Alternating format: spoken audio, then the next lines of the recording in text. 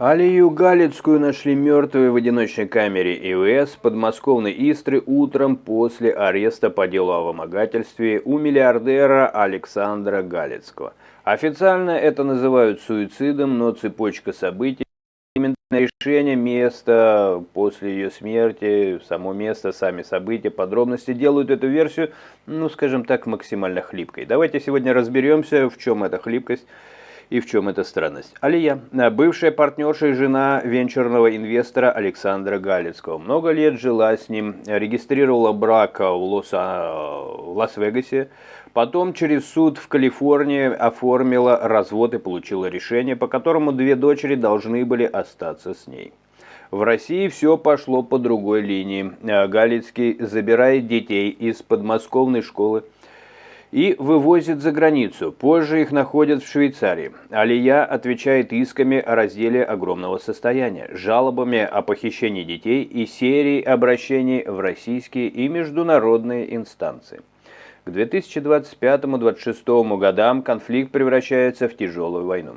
В России возбуждают дела о клевете и вымогательстве, арестовывают имущество, а в медиа Алия открыто обвиняет бывшего мужа и его окружение в давлении, угрозах и попытке ее сломать. 6 февраля 2026 года ее просто задерживают. По делу о вымогательстве 150 миллионов долларов у Галицкого, и в тот же день Истринский суд отправляет ее под арест до 3 апреля. Формально после этого Алию должны были этапировать в следственный изолятор, но фактически ее оставляют в ВВС Истры, том самом изоляторе МВД, который уже попадал в новости из-за побега 5 арестантов, выключенных камер наблюдения, спящих дежурных. Ночью Галицкая оказывается одна в одиночной камере. По разным источникам ее прежних соседок выводят, с ней проводят очную ставку с нынешним мужем Николаем Болговым, который подтверждает версию следствия, и на этом ее оставляют в полном информационном и физическом вакууме. Утром дежурные сообщают, Алия найдена без признаков жизни в сидящем положении. В камере льется вода. Рядом лежат книги по психологии, а на месте предсмертная записка с фамилией Галицкого и, по словам правозащитников, еще одного человека с инициалом Н.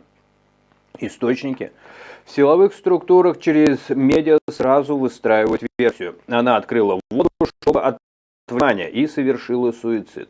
А момент якобы зафиксировала камера видеонаблюдения. Но ни записи, ни покадрового описания никто не показывает. Все держится на формуле «источник сообщил».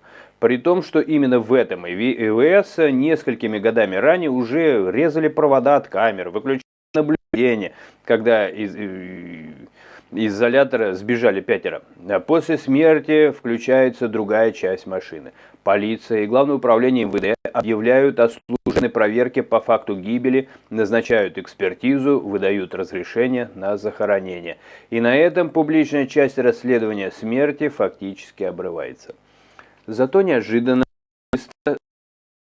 уголовного преследования самой Алии Московский областной суд признает ее арест незаконным, указывают на отсутствие нормальной мотивировки, выносит частное постановление в адрес судьи, а он уходит в отставку. Еще через несколько недель следствие закрывает дело о вымогательстве за отсутствием состава преступления. Прокуратура прямо говорит, спор носит гражданский характер, вымогательства нет и не было. В сухом остатке мертвый человек, незаконный арест, признанное необоснованным дело и ни одного публичного уголовного дела по поводу того, как и почему она погибла в одиночке ИВС под камерой наблюдения. Сомнения в версии о суициде закрепляются в деталях. Правозащитница Ева Меркачева, первой изучившая и факт гибели, и существование записки, одновременно говорит о странности ареста и одиночного содержания, фактически возлагая ответственность на систему и подчеркивая, что человек с таким конфликтом и обвинениями вообще не должен был оказываться один ночью в ВВС. Адвокаты и комментаторы вроде Кати Гордон вспоминают, что Алия до последнего записывала обращения, готовилась к тяжелым судам и вела себя как человек, который собирался биться за детей и имущество, а не ставить точку. При этом официальная картинка в камере, вода, сидячая поза, книги по психологии, записка с прямыми обвинениями выглядит настолько сюжетно, что часть журналистов и телеграм-каналов уже прямо рассматривают жесткую версию от доведения до суицида давлением и условиями до возможной инсценировки, где запись с камер черный ящик, который никто посторонний пока почему-то не видел. На сегодняшний день эта история застыла, естественно, в этой странной позе, в какой иногда застревают странные истории. Официально Алия Галицкая покончила с собой. ВВС. Служебная проверка МВД проведена, экспертиза состоялась, но ни о каких уголовных делах по факту ее смерти публично не сообщается. Дело против нее закрыто как необоснованное, арест признан незаконным, судья, который отправил ее туда, ушел из системы, а адвокаты и правозащитники продолжают в публичном поле фиксировать вопросы к тому, как человек с таким профилем и конфликтом оказался один в камере, где до сих пор нет прозрачной верифицируемой версии его последних минут.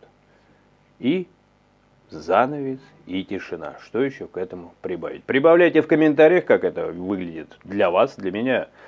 Крайне показательно, странно, обидно и, честно говоря, жалко человека, соболезнования родным и близким. Но многие верят в бумеранг и справедливость. Я не исключение. Иначе бы я не вел этот канал, по всей видимости. Берегите себя.